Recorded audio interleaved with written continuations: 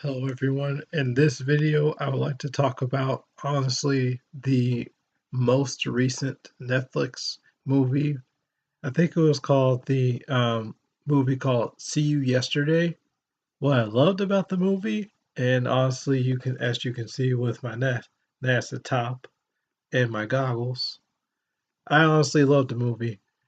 At first, what I loved and what honestly piqued my interest was just the fact that you had like, honestly, long story short, just people of color or POC, people of color, in a movie where they honestly created time. They are scientists and they're interested in science and stuff and whatever. And it's just a fact of it's an interesting thing because it's like, yeah, in comic books, of course, you do have various of different like smart characters and like slowly and gradually growing. Like Moon Girl, I would like to call her very smart and intelligent, especially over the fact that she made like a Tyrannosaurus Rex or a three horn like dinosaur out of Legos. And then you have like Riri, which is basically the chick who is Ironheart, and then you have Shuri from Black Panther. You even have T'Challa from Black Panther himself.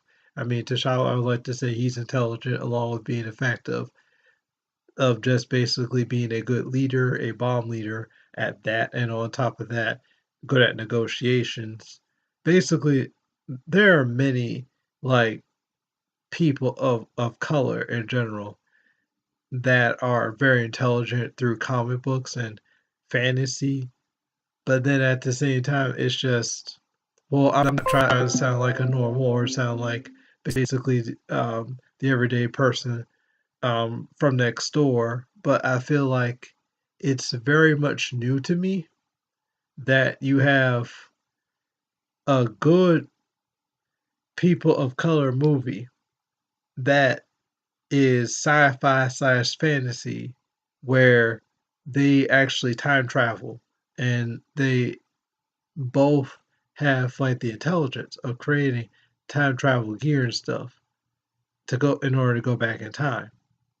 And I'm like, dang, that's some good right there. That's some good ish. And that's what interests me about it. It's just that. And then on top of that, I also love the fact of, well, honestly, I also love the fact that it's just their movie title. It's not only the fact of it's very unique, like how we have unique titles these days, like after Wakanda or Ragnarok with Asgardian writing or Wakandan writing. It's also the fact of you can see a little bit of yellow and black and green, and I'm like, I'm feeling it. I'm feeling those African vibes, and even you see more African vibes and etc. as you go through a movie. Actually, I'm not trying to say spoilers of any kind, but when you go to one scene where you see everybody basically black in a church, and I noticed that honestly there's like this honestly like the preacher he's gonna wear his sash. But the thing about the sash is, and mind you, I'm a Christian dude too. I'm not gonna lie. Yes, I am Christian. I have Christian principles. But I will say this though. It's just the fact that honestly, when I look at like the priest's like sash, it's black, red, and green, and it's look very much African like color color attire or color like patterns. And then on top of that, you have like the shape of Africa itself on the sash. I'm like, all right, I see y'all, I see y'all. And I said, much respect over here. And I'm like, I'm very interested. I would like to say this movie probably be like A minus or B level. Not per se bad. I'm saying A minus and B level, as in like if I had to compare it to something like the Miles Morales movie, Spider Verse. I would like to say if I had to compare this movie to that movie, I would probably give it an A minus or B, only because it's just as good at Spider Verse, but I don't think it can quite per se touch it that much. It can touch it where it's good live action. It's good live action. Like like Pac or people of color action, and it's new. It's a new concept where people of color are actually creating something like smart and full of ingenuity, like a time machine, and they want to see how it works and stuff and the concept of it. Also, it's not only just that, but all right, I'm not trying to spoil too much, but I feel like the movie kind of plays on, how should I say this? It plays on a flashpoint type of top concept where it's like the girl has I feel like the girl in this situation has like a family member and she wants to try and save said family member, or try to at least the best she could try and stop what bad situation is going to happen with that said family member.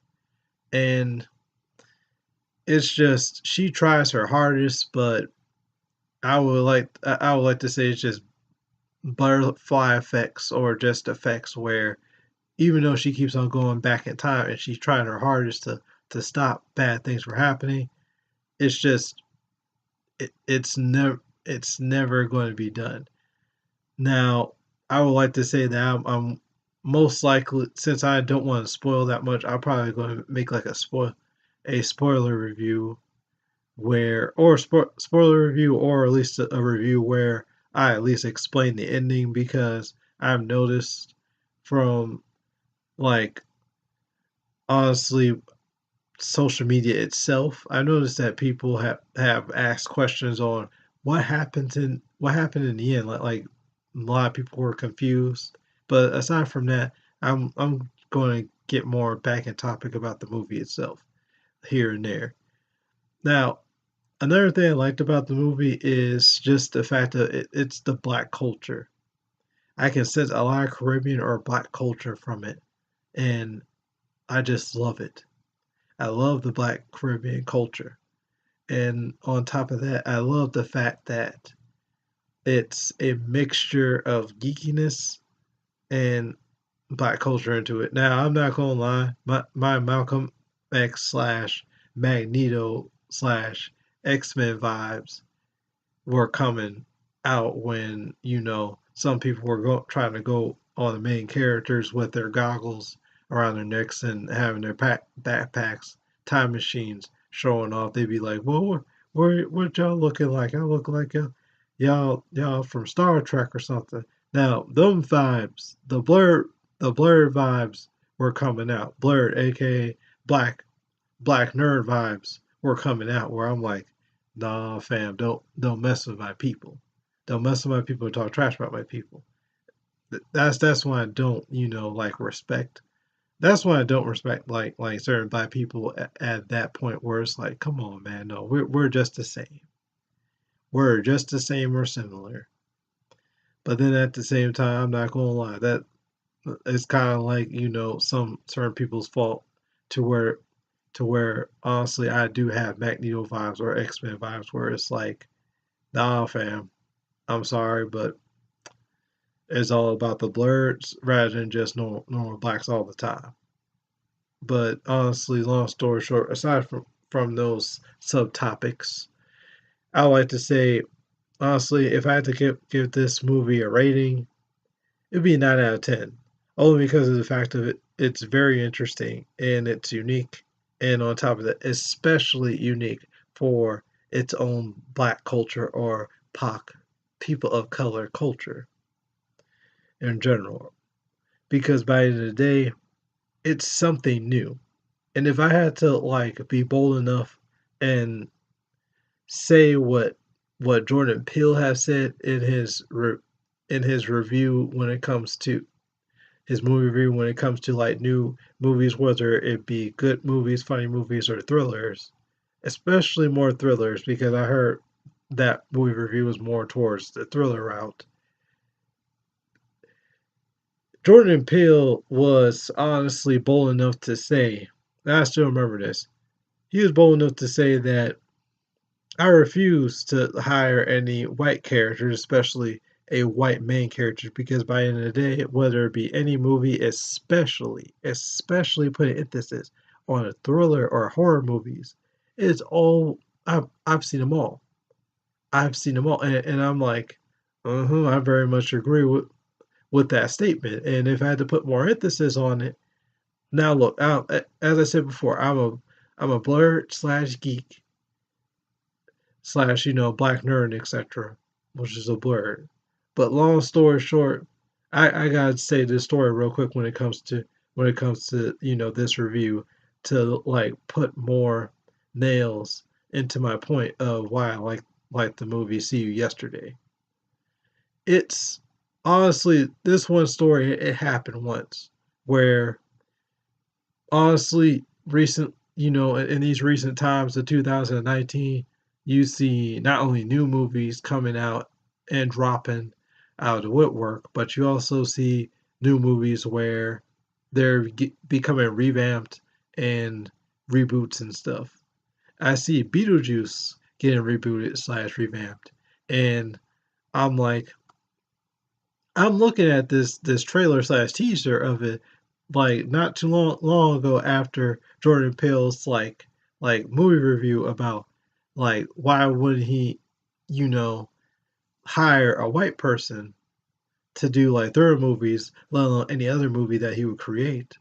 And that's where my vibes like step another step further into like agreeing with Jordan Peele's like hypothesis or strong statement of I've seen all white people movies, or just all movies in general. It's just the fact of when I saw Beetlejuice like trailer slash um teaser, it's honestly, with all due respect, look, even though Beetlejuice is his own timeline and stuff, it's still just the fact of you couldn't have tried and add like a black person, not just a random black person, just to have a random black person to show that you're multicultural or anything, or you're open. But it's just more the fact of, couldn't you just add a black person, or like try to turn it around to make it something new and different? I mean, you could try to do something different with Beetlejuice, or the properties of Beetlejuice per se. I mean, come on now. Just come on. You could do better than that. That's all I can say. You can do better. Like, people in Hollywood could do better of revamping something like that with people of color.